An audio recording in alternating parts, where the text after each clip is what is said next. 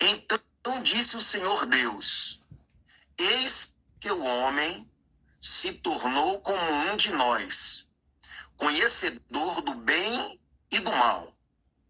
Assim, para que não estenda a mão e tome também da árvore da vida e coma e viva eternamente, o Senhor Deus, por isso, o lançou fora do jardim do Éden, a fim de lavrar a terra de que fora tomado. Até aí. Eu li o versículo 22, e no decorrer do texto, lá para frente, eu vou estar explicando o versículo 22, para que a gente entenda, amados irmãos, o motivo pelo qual Deus, depois de colocar o homem e a mulher no jardim do Éden, ele resolveu tirar.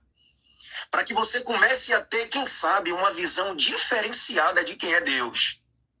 Porque eu sei que nós estamos vivendo um tempo de confusão religiosa, confusão política, confusão econômica, confusão social. Mas quando o assunto é Deus, eu quero que você saia daqui um pouco mais aclareado de que quando o assunto é Deus, o que prevalece não é a opinião humana, é a justiça do próprio Deus. E quando a gente lê cada versículo bíblico com um olhar fazendo um raio-x do Espírito, a gente consegue extrair de cada versículo bíblico a justiça de Deus revelada aos homens. Porque nós precisamos entender o contexto que esse texto está inserido. Eu costumo, amados irmãos, quando eu vou anunciar a palavra de Cristo, eu costumo dizer algumas coisas. A primeira, eu costumo dizer que eu não sou pregador. Eu sou apenas uma voz. João Batista saiu para pregar, mas João Batista não saiu para pregar uma ideologia criada por Mahatma Gandhi. João Batista não saiu para pregar uma ideologia criada por Siddhartha Gautama. João Batista não saiu em apologia a uma placa de igreja, nenhuma religião. A palavra religião vem do latim, significa religare, dar a ideia de religar o homem com Deus. Mas João, ele fez questão de enfatizar que nenhum sistema religioso tem este poder de arrancar com um braço forte o pecado do coração do homem e dar a ele um novo sentido de vida. Mas o evangelho de Jesus Cristo tem. É por isso que o profeta João Batista, ele se resumiu estritamente a falar de Cristo e este crucificado. É por isso que quando João Batista estava pregando, mandaram um mensageiro até ele dizendo: quem és tu? És tu o profeta? Ele disse: não. És tu Elias? Não. Quem és tu? Fala para que demos resposta àquele que nos enviaram. E João Batista, com toda humildade, ele disse: não atente para o que eu sou, atente para o que eu falo, porque o que eu falo é que pode ser internalizado no seu coração. Eu sou apenas uma voz. E Jesus, quando ele estava aqui na terra, ele confirmando a mensagem que João Batista pregou. Ele veio confirmando, ele disse a Marta: Marta, Maria escolheu a melhor parte e não lhe será tirada. E eu digo para você nessa noite, sabe qual é a melhor parte que não te será tirada? É a parte de eu e você deixarmos o evangelho de Jesus Cristo ser ativado em nossas vidas.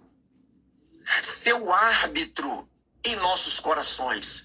Irá acabar as crises existenciais, irá acabar o medo e irá acabar toda fonte de dúvida que ainda permeia em nosso coração, causada por esta confusão de religião, aonde um diz: eu sou de Paulo, a verdade está na igreja do crente, a verdade está na igreja do católico, a verdade está na igreja do espírita, e você vai ter um aclareamento para entender que Jesus disse: eu sou a verdade.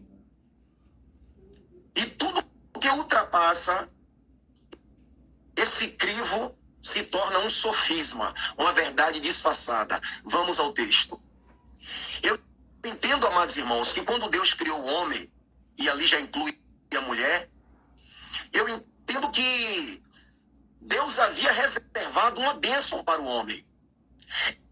E a prova disso é que Deus não criou primeiro o homem para depois criar as árvores, os animais, para depois criar tudo que Deus criou. Eu acredito que Deus criou tudo que ele criou antes do homem, porque se ele criasse o homem, embora o homem já existisse no coração dele antes de tudo, se ele criasse o homem primeiro, o homem talvez se sentiria um ser vazio, um ser sem sentido. E Deus, levando em consideração que tudo que Deus cria, tudo que Deus faz, é pensando no homem, Deus primeiro cria plantas, Deus primeiro cria animais, Deus primeiro cria céu, cria terra, e depois Deus dá tudo ao homem de mão beijada como uma bênção. Então já quero fazer você, amados amigos, irmãos, ouvintes, que está comigo, pensar, refletir como pessoas que têm faculdades intelectuais bem exercitadas. Que tudo que Deus apresenta na Bíblia, se você pensava dessa maneira, eu te refresco nessa noite para que você pare de pensar. Que tudo que Deus cria não é como ordenança, não é como regra. A base do evangelho hoje é o amor. Se a minha justiça, no ambiente que eu convivo, provém de medos por causa da consequência do pecado, isso significa que eu não estou aperfeiçoado no amor de Cristo. Então, quando Deus ele cria tudo e depois coloca o homem nessa natureza florida, que a gente sabe que o homem foi inserido, Deus estava revelando ao homem a expressão do cuidado e do amor dele para com Adão e Eva e para com toda a humanidade representada naquele casal. E quando Deus tira Adão do jardim, tira Adão da terra, a Bíblia diz que Deus coloca Adão no jardim. E Deus cria, Deus faz nascer no jardim todas as espécies de árvores comestíveis. E Deus não foi um Deus repressivo que quis apenas criar uma regra e dizer a Adão, vocês vão ficar aqui e só vai comer do que eu vou te dar. Só vai comer quando eu vier te dar, não. Deus criou todas as árvores e disse a Adão, coma de tudo. Coma de tudo que você tiver desejo, que o seu coração te levar a comer. Só não coma dessa. E quando Deus disse só não coma dessa, que era do conhecimento do bem e do mal, não é porque Deus queria provocar o homem. É porque Deus queria dar a entender que para o homem ser bem-sucedido, para o homem ter êxito no mundo no qual ele estava inserido, ele precisava ser obediente ao seu Criador. E para ser obediente ao Criador, não depende do contexto que eu estou inserido. Não depende da quantidade de coisas que eu posso ou não posso fazer. Não depende de quantidade de alimento que eu tenho na minha despensa. E você vai ver isso comprovado no contexto que Adão estava inserido. Adão tinha todas as espécies de árvore e não conseguiu ser fiel. Já Jesus no deserto não tinha alimento nenhum, nada fisicamente favorecendo a sua fidelidade. Mas como foi falado através da irmã Maiara, Jesus decidiu firmemente ser fiel ao Pai. É isso que que vai dando sentido à vida do homem. Quando o homem é fiel a Deus, não por repressão, não por mandamento, nem por medo do inferno. Se você era fiel a Deus por medo do inferno, eu já refresco a tua mente dizendo, o inferno não foi criado para você. Agora, se você é fiel a Deus por amor, em obedecer aquilo que o teu Criador não te manda, mas te pede, eu alegro o seu coração dizendo, o céu foi feito pensando em você, porque o céu foi feito pensando em pessoas que obedecem ao Pai por livre e espontânea vontade. Aí Deus coloca Adão e Eva ali naquele contexto onde tinha várias coisas e Deus dá um mandamento. Deus disse, não coma desse, meu filho, porque eu quero testar a tua obediência. A Bíblia diz lá em Efésios capítulo 5, versículo 27, versículo 17, não sejais insensatos, mas procurai compreender qual é a vontade do Senhor. Saiba que em toda oportunidade que eu e você temos de pecar, de um lado, do outro, Deus tem uma vontade maravilhosa. Todas as vezes que vier a tentação sobre nós, vier o desejo que Satanás coloca em nós para nos incitar contra Deus, nós precisamos nos fazer uma pergunta. Eu tenho essa oportunidade de pecar, mas do outro lado, qual é a vontade de Deus perfeita para a minha vida? E é nessa vontade que você vai encontrar o pasto verdejante, que você vai encontrar o caminho excelente para ser fortalecido contra as astutas ciladas do diabo. Eva e Adão, eles caíram em transgressão porque eles não se sujeitaram a Deus e, consequentemente, não tiveram força para resistir ao diabo. Eles não priorizaram a vontade de Deus. E Deus tinha dito, o dia que vocês comerem, vocês vão morrer. E a consequência disso foi o quê? Eva comeu. Quando Eva come o fruto, ela entra em uma transferência de responsabilidade. Quando Deus desce, Deus vai primeiro a Adão e disse, como sabes que está nu? Comeste da árvore que eu te disse que não comesse? Adão joga a culpa em Eva. Deus vai até Eva e disse, comeste do fruto que eu disse para não comer? Eva joga a culpa na serpente. Leia a Bíblia e veja se Deus foi até a serpente procurar saber por que ela fez aquilo. Porque o compromisso de Deus era com Adão e Eva. A responsabilidade de Deus é comigo e com você. É nós que temos que ser fiel a Deus. Aqueles que temos conhecimento da graça salvífica, que Jesus, sendo Deus, se desfez da sua glória, se encarnou em um corpo humano e veio expressar por nós.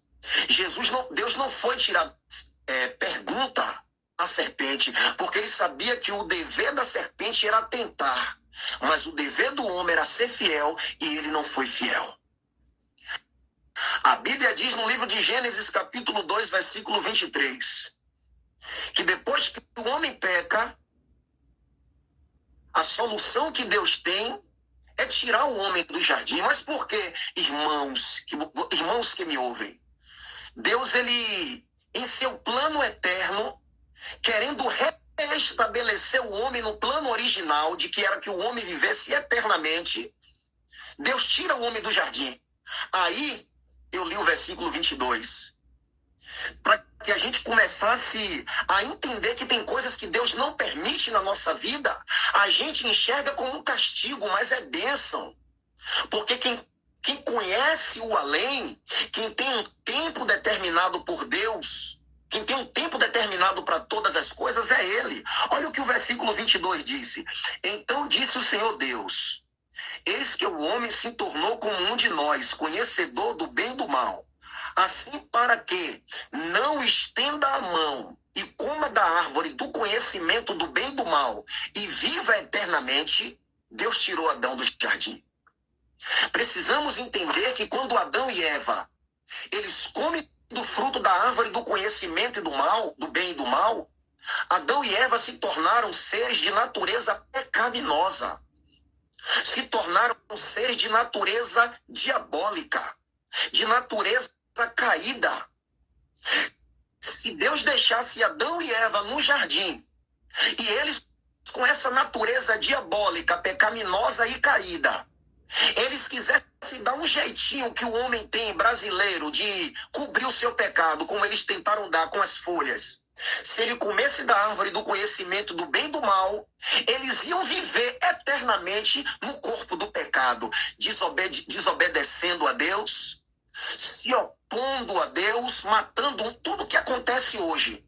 Você ia ver que estaria acontecendo homens se voltando contra homens, homens se rebelando contra Deus, como você pode ver agora aí. Porque falar de Deus é falar de uma visão ampla, como nós podemos ver aí, o governo, não estou falando de nenhum partido, nem A, nem B, nem esquerda, nem direita. Eu estou falando do que está maquinado no coração do homem. O governo criando leis anti-Deus, que tire Deus das escolas, que tire Deus da sociedade, que tire Deus da democracia, que tire Deus da política. Para quê? Para que consiga destruir a humanidade. O diabo sempre lutou para tentar tirar Deus da civilização, para destruir a civilização. Porque aquilo que é o cuidado de Deus, aquilo que é o amor de Deus, é o alvo de Satanás, é os habitantes, é os homens. Imagine você, o homem com desejo maligno no coração, rebelando-se contra Deus na expressão de Nimrod, na expressão de Cã, um dos filhos de Noé, O homem vivendo eternamente com ódio no coração, nunca mais iria morrer. Porque Deus é claro, no versículo 22, temos que tirar o homem do jardim, para que ele não estenda a mão, coma da árvore e viva eternamente no corpo do pecado. Aí Deus disse, eu tenho que dar um jeito, como eu sou Deus e além de mim não existe outro, eu chego primeiro em tudo, não há quem desfaça a minha vontade, porque 2 Timóteo capítulo 2, versículo 19, a Bíblia diz que o firme fundamento de Deus permanece tendo um selo. Deus conhece os que são seus e aparte-se da injustiça os que professam o nome do Senhor. Deus providenciou um plano eterno para que o homem, mesmo depois do pecado, ele possa viver eternamente, mas não mais no corpo do pecado, mas em espírito e em verdade. Deus disse, a sentença que eu decretei está decretada. Se o homem comer, ele vai morrer. Eu vou tirar ele do jardim para ele não comer da árvore e viver eternamente, mas eu vou dar a opção e a possibilidade a ele de, através da fé no meu filho, através da obediência à minha palavra, poder obedecer novamente os meus mandamentos e por meio da fé ser enxertado no paraíso e voltar a comer da árvore da vida. E aí a Bíblia diz lá no livro de Apocalipse, ao que vencer. Ele não está falando ao que comer ou ao que não comer. E ao que vencer agora inclui a fé. A fé pura e sem obstáculo. A fé que não precisa de muletas de religião. A fé que não precisa de muletas de placas, de instituição. Mas a fé que se resume a Cristo. A Bíblia diz, Cristo em vós, esperança da glória. Eu vou dar a oportunidade de que se eles tiverem uma fé verdadeira no meu filho, e crer que ele é o amado, o enviado que se manifestou para salvar a humanidade do pecado, eles possam comer da árvore que está no meio do jardim, no paraíso de Deus. Louvado seja Deus. E aqui eu digo para você, Adão entrou em um estado de regressão. Ele estava no paraíso e devido ao pecado saiu e veio para a terra. Mas Jesus não. Jesus se desfez da sua glória, veio para a terra e devido à obediência ao Pai, que em tudo ele demonstrou em sua atitude de vida, ele saiu da terra e entrou em uma progressão espiritual. Ele saiu da terra e entrou no paraíso de Deus. E ele disse ao ladrão da cruz, hoje mesmo estarás comigo no paraíso. E tudo hoje, amados ouvintes, que Deus ele nos pede, não é como regra. Deus quer criar em nós um profundo amor por Jesus. Porque a Bíblia diz que foi o justo dado pelo injusto. Ele se fez pecado por nós. Assim como Eva estendeu as suas mãos, comeu do fruto que não era para comer. Adão, eu não sei porquê, mas movido talvez pelo amor, disse, eu não vou deixar a minha noiva, a minha amada, sofrer esta condenação sozinho, eu vou provar que amo. E comeu também. Jesus, como o segundo Adão, perfeito, ele disse, em Adão toda a humanidade comeu do fruto e caiu em transgressão. Eu não vou deixar a humanidade sofrer essa condenação sozinha. Eu vou me fazer pecado por amor dele. E a Bíblia diz que ele se fez pecado por nós, para que nele, em Jesus, nós fôssemos feitos justiça de Deus. E se você e eu não entendermos mais isso, não precisa nenhum profeta vir da África. É sinal de que o evangelho não está internalizado em qualquer homem ou de qualquer mulher. Que não entenda essas palavras simples que está escrita na Bíblia. E o Espírito Santo está me fazendo ter a interpretação para dizer para você o cuidado que Deus tem conosco. Jesus disse, eu não vou deixar a minha noiva, a minha amada, estar em transgressão sozinha. Eu vou ter que me reduzir, me fazer um corpo mortal de humilhação, a ponto que o livro de Hebreus disse que ele se fez menor do que os anjos por causa do sofrimento da morte. E pela graça de Deus provou a morte por todos os homens.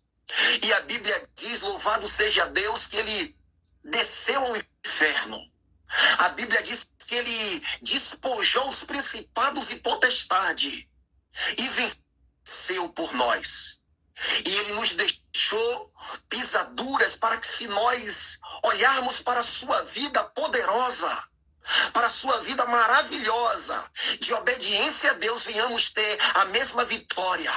Estamos vivendo uma época que se fala de vitória, se fala de milagre, se fala de bênção, mas não se fala que Abraão, para receber as bênçãos, ele teve que fazer uma grande renúncia. Porque no contexto judaico, o filho primogênito era o responsável por herdar as bênçãos de primogenitura dos seus pais. E se você estudar a história da genealogia de Abraão, você vai ver que de Abraão até Sete, que foi a linhagem que Abraão veio, Abraão está em uma linhagem de primogenitura. Abraão é filho primogênito do seu pai. O pai de Abraão, filho primogênito do seu pai. O avô de Abraão, primogênito do seu pai. De Abraão até Sete, nessa mesma pisadura, nessa mesma primogenitura. Então, quando Deus disse a Abraão, sê tu uma bênção, porque em ti eu quero começar um propósito de fé, e hoje na nova aliança todos que são da fé são filhos de Abraão. Não depende de quem quer, não depende de obras. O homem não é salvo pela obra, mas é condenado pela obra. Mas não dependeu de obras de justiça, apenas da fé. Quando Deus disse a Abraão, sai da tua terra e da tua parentela, a gente que lê a Bíblia de uma forma rasa, a gente não entende que Abraão deixou para trás um direito de primogenitura muito grande na nação de Israel. Que em Abraão ainda não tinha esse conceito de Israel, porque começou a partir de Jacó. Mas no mundo antigo, Abraão deixou para trás uma grande herança. Então é necessário, muitas das vezes, para a gente receber essa tal vitória pregada, esse tal milagre, essas tais bênçãos, a gente tomar decisões que vai marcar a nossa vida. A gente fazer renúncias que vai levar o nosso coração a ser cheio da graça e da fé que Abraão foi. Simplesmente porque Abraão aceitou os propósitos de Deus para a sua vida. Evangelho não tem dificuldade. Evangelho não tem maquiagem. Eu não prego o evangelho baseado em sabedoria humana. O evangelho é Bíblia, irmão. É você querer ser alcançado pelo amor de Deus. Acredite que existe mais amor em Deus do que pecado em você. Não importa como está a sua vida. Quem está pregando para você, talvez você não saiba, é um ex-usuário de crack. É um ex-cheirador de cocaína. É um ex-fumador de maconha. Tem marcas de armas na testa. Vou tentar aproximar aqui.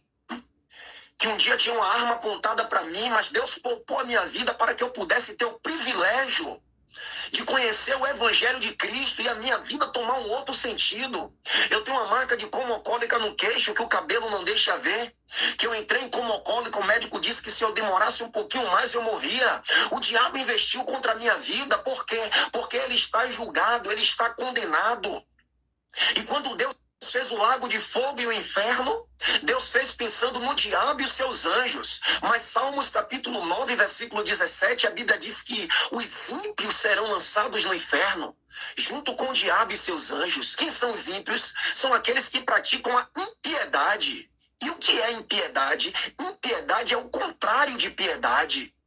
São todos aqueles que não praticam a piedade do Evangelho, que não vivem as facilidades dos mandamentos que um iletrado como Pedro, analfabeto, sem cultura, conseguiu viver só porque ele creu em Jesus. E se você crê em Jesus, o Espírito Santo vai te tomar com o braço forte. Ele vai segurar em tuas mãos e vai dizer, eis-me aqui.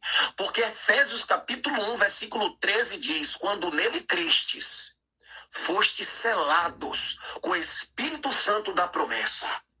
E a partir deste momento você começa a entender que o homem é o teu semelhante. Eu preciso de um irmão para juntos nos edificarmos, porque ferro amola ferro. Vamos sendo edificados, conferindo coisas espirituais com espirituais.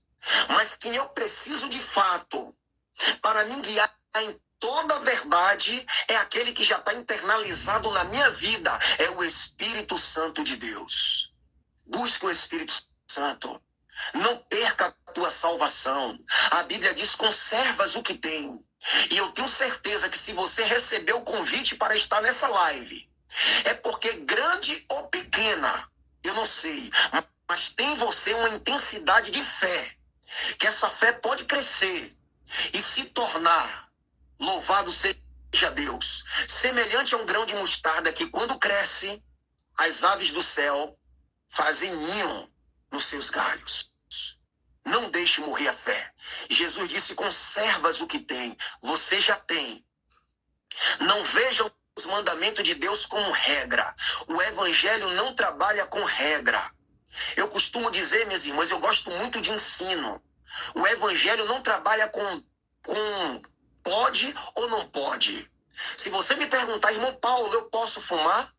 Eu jamais vou te dizer posso. Eu vou te dizer como Jesus te diria. Eu jamais vou te dizer nem pode nem não pode.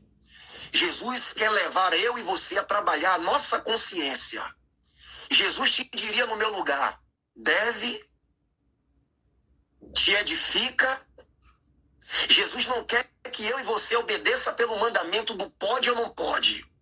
Ele quer que eu e você escolha as coisas que são da edificação. E quando você escolhe as coisas que são da edificação, você está escolhendo as coisas que agradam ao Pai. Por que Jesus diria deve ou não deve? Jesus colocaria você para pensar. Aqueles homens pegaram uma mulher em ato de adultério. Jesus veio para cumprir a lei. Eles disseram, essa mulher foi pega em ato flagrante adultério. Na lei, nos manda apedrejar. E tu, o que dizes? Talvez sendo eu legalista, querendo cumprir a lei sem conhecer a graça do evangelho no lugar de Jesus, não. Se é assim, eu diria apedreja. Mas Jesus disse, aquele dentre vós que estiver sem pecado, atire a primeira pedra. A Bíblia diz, e eles acusados pela própria consciência. A única maneira que Jesus conseguiu tirar frutos daqueles homens, foi colocando eles para se enxergar no estado de que todos pecaram e precisam da graça de Deus. E é essa graça que Jesus nos oferece. E aqui eu encerro dizendo a você, se por um lado, Gênesis capítulo 3, versículo 23, diz que Deus tirou o homem do jardim do Éden, para que o homem não tomasse do fruto e comesse e vivesse eternamente. Hoje, com o conhecimento do evangelho, saiba que Deus te dá uma oportunidade de, através de Cristo, comer dessa árvore novamente. É só você se arrepender e crer na palavra de Deus como ela é. E tenha certeza que a tua vida não será mais a mesma. Você terá o teu direito garantido de comer da árvore da vida, porque Deus não é homem que minta e nem filho do homem que se arrependa. Apenas se arrependa e creia na palavra de Deus. Amém?